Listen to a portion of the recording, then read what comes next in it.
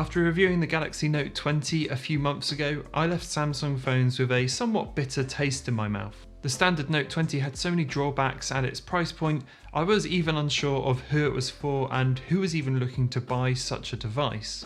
The Galaxy S20 Fan Edition is the antithesis of all of that though. Samsung packs a huge amount of goodness into this device, and it really feels like they're listening to their enthusiast customers or fans, hence the name. I remember my Twitter feed was on fire when this was announced and subsequently released, and for good reason. This is a genuinely awesome phone.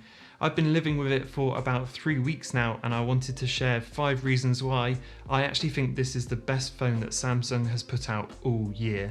Before we do though, I want to give a huge shout out to Vodafone UK, who were kind enough to lend me this device for review.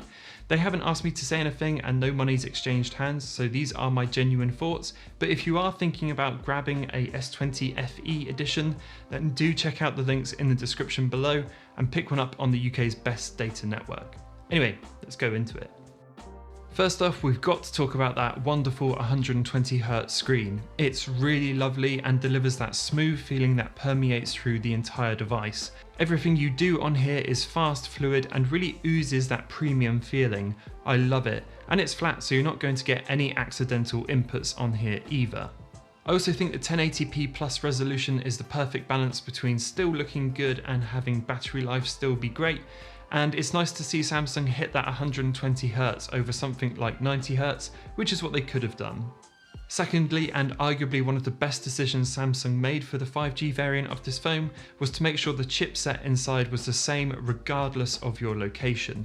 This means wherever you are in the world, if you buy the S20 Fan Edition 5G version, you're getting the Snapdragon 865 chipset.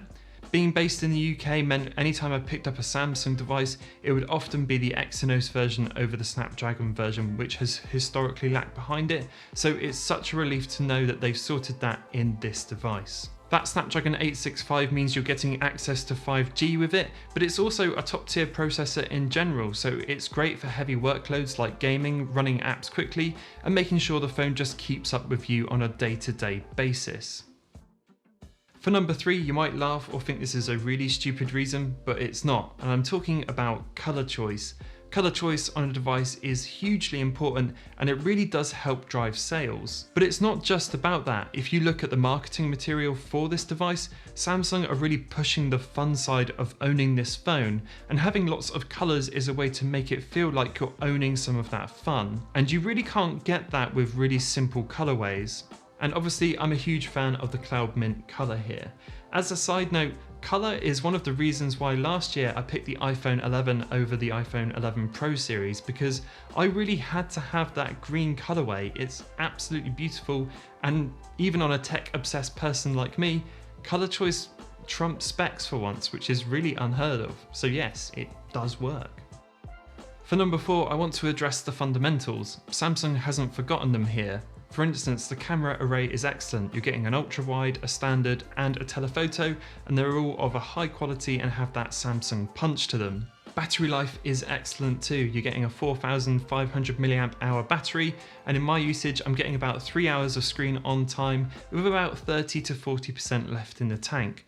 Not to mention there's fast charging, wireless charging, reverse wireless charging, a dual SIM card slot which also doubles up as an SD card slot. So Samsung have really just thrown absolutely everything at this device, and I've really got to commend them for it. They really are nailing the fundamentals here, and it's fantastic to see. And lastly, the one thing that ties this whole thing together is the price point. $599 here in the UK for the 4G or $699 for the 5G version is a really aggressive price point for the spec sheet and overall experience you're getting here. It's really nice to see Samsung come out swinging at this higher mid-range price point, which has become ever so popular recently. Look, it's obviously not perfect. The 4G version still has the Exynos processor, which is a bit of a shame, and Samsung software in general is returning to its messy ways, but I think for all of the stuff you are getting with the FE, it is worth those trade-offs. Make no mistake, I think personally this is the best phone Samsung has put out all year, and it's where my money would go if I was looking at picking up a Samsung device. In my eyes, this stands head and shoulders over that standard Galaxy Note 20, which I dislike so much, and it's cheaper. I must admit though, I would pony up the extra 100 for the 5G variant, even if that's just to get that Snapdragon 865 chipset. So that rounds up my 5 reasons why I think this is probably the best device Samsung has put out all year. But as ever, I'd like to hear from you guys if you think Samsung have put out another device like the Fold series, but obviously that's really expensive, then let me know in the comments below because I always love to read those. If you enjoyed the video, consider subscribing to the channel. It helps me out massively and it means I can continue making videos like this one. Hit a like on the way out too, that would be great, and I will see you all in the next one.